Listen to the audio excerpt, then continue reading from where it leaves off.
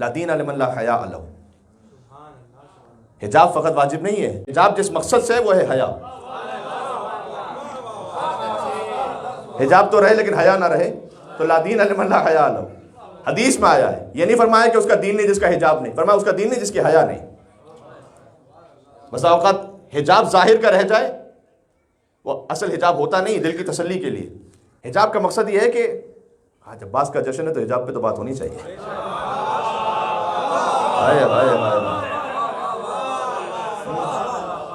कि जब एक मस्तूर घर से बाहर निकले तो तवज्जो का मरकज ना रहे, ऐसा लिबास हो। ये सादा सा उसूल मैंने दे दिया, यानी ज़ीनत ना हो।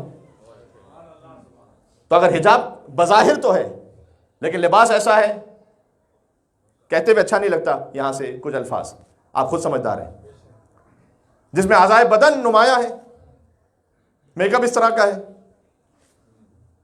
आपने अगर जश्न के लिए कोई इस किस्म का हिजाब करना भी है तो आप ऊपर से मुकम्मल एक सादा अबाया लेकर, मुकम्मल एक ऐसी चादर जो सर तक आपको ढांप रही, वो आ जाइए और आप मस्तूरात में आकर वो चादर, जश्न के लिए आपने चादर एक तरफ रख दी ताकि आप जश्न के लिबास में शरीक हो जाए। वरना नहीं मालूम कि अबुल फजल अब्बास अलैहिस्सलाम इस पर राजी हो या ना हो।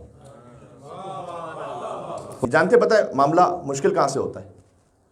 अब आप कहेंगे कि मौलाना जश्न में आप क्या शुरू हो गए, लेकिन मैं जिम्मेदारी मैं कहूंगा ये जुमला। पाकिस्तानी और इंडियन दोनों कह रहा हूं, ड्रामे देखना बंद कीजिए यूट्यूब पे।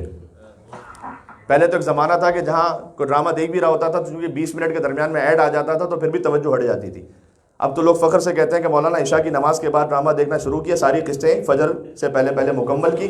अब मैं पूछने की हिम्मत तो कर नहीं पाता कि फजर की नमाज पढ़ी थी या नहीं पढ़ी थी, वो मैं पूछने की हिम्मत नहीं कर पाता।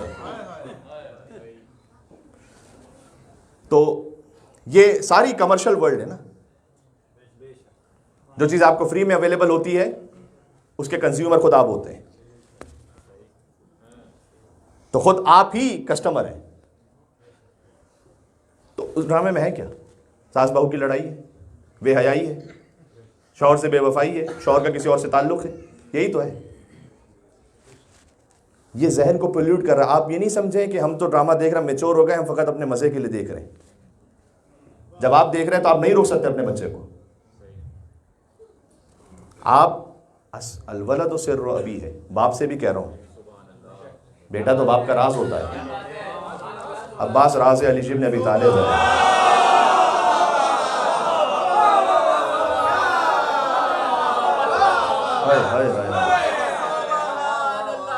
अब्बास राज अली इब्न अबी तालिब